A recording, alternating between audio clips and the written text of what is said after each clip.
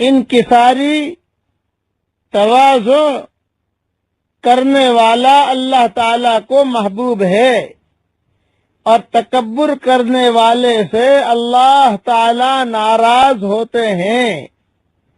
بیہقی کی شعب الایمان میں ہے کہ حضرت عمر رضی اللہ تعالی عنہ نے منبر پر کھڑے ہو کر فرمایا، اے لوگو، تواضع اور انکساری کرو، اس لیے کہ میں نے رسول اللہ صلی اللہ علیہ وسلم کو ارشاد فرماتے ہوئے سنا ہے کہ جو اللہ کے لیے تواضع کرے گا اللہ تعالی اس کو بلند فرمائیں گے، پس وہ اپنی نظر میں حقیر ہے اور لوگوں کی نگاہ میں بزرگ ہے، اور جو تکبر کرے گا اللہ تعالی اس کو نیچا کریں گے، پس وہ لوگوں کی نگاہ میں حقیر ہے اور اپنی نظر میں بزرگ ہے، خود اپنے آپ کو بڑا سمجھتا ہے، یہاں تک کہ وہ لوگوں کے نزدیک کتے اور خنزیر سے بھی زیادہ ذلیل اور خوار اور بدکار ہو جاتا ہے۔ یہ حدیث مشکات شریف میں ہے اور بیہقی کے شعب الایمان میں بھی ہے۔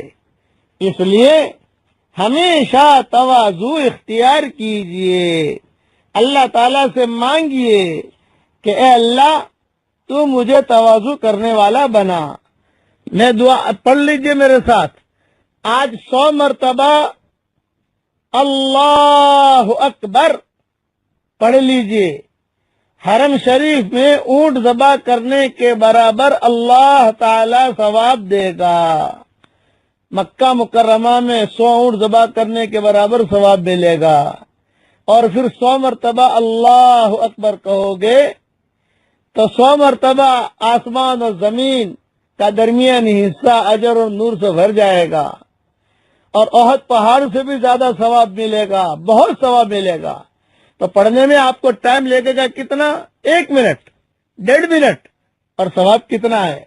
اللہ تعالیٰ سے دعا کرتا ہوں کہ اللہ تو ہم سب کو تواضع کرنے والا بنا، تکبر سے، بے حیائی سے، بدکاری سے، برے کاموں سے تو ہماری حفاظت فرما، ہمارے دین کے سورج کو عروج عطا فرما۔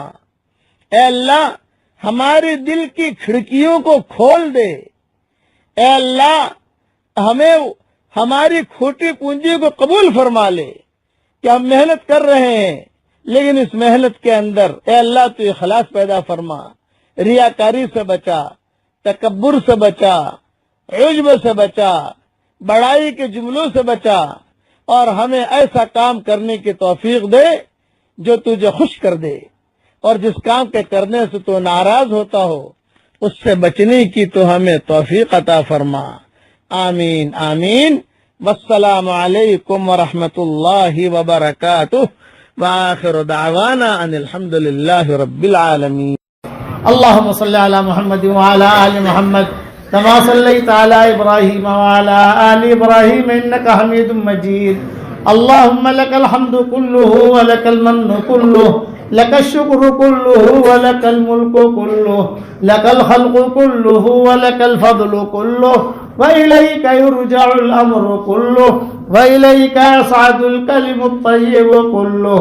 اللهم لك الحمد بالإسلام، لك الحمد بالإيمان، لك الحمد بالقرآن، لك الحمد حتى ترضى، لك الحمد إذا رضيت، لك الحمد بعد الرضا. اللهم آت نفوسنا تقواها وزكها أنت خير من زكاها، أنت وليها ومولاها. اللهم لا تردنا خائبين بل ردنا إلى ديننا ردا جميلا. اللهم مغفرتك أوسع من ذنوبنا ورحمتك أرجى عندنا من أعمالنا. اللهم اجعل القرآن العظيم ربيع قلوبنا ونور صدورنا وجلاء أحزاننا وذهاب همومنا وغمومنا وسائقنا وقائدنا إليك وإلى رضوانك وإلى جناتك جنات النعيم. اللهم اجعلنا ممن يقرأ القرآن فيرقى ولا تجعلنا ممن يقرأ القرآن فيشقى.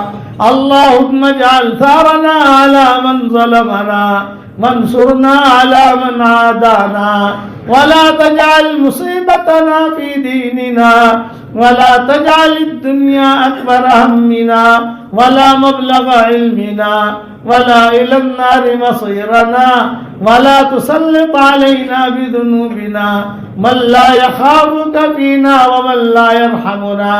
يا حنان يا منان أدخلنا الجنة من باب الريان.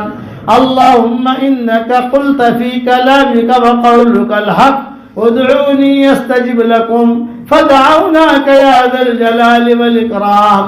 اللهم إنا نعوذ بك من زوال نعمتك وتحول عافيتك وفجاءة نقمتك ومن جميع سخطك برحمتك یا ارحم الراحمین.